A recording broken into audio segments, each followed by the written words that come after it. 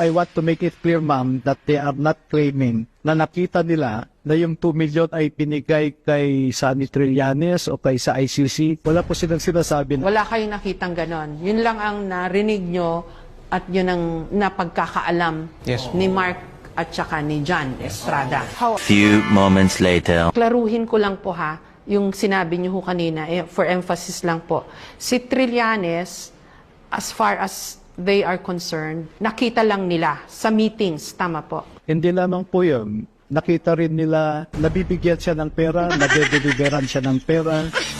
Tila naging taliwas ito sa nauna nilang pahayag na hindi raw nila nakitang inabutan ng pera si Trillanes. Pero, di ba, attorney, unless it's proven that the money was sourced illegally, wala mang kaso yon. Kasi pagpunta ng ICC investigators dito, they would need assistance. I don't think Trillanes is guilty of any crime, is he, for assisting the ICC inspectors. Pero sa batas, wala naman ho siyang nababiolate, di po ba?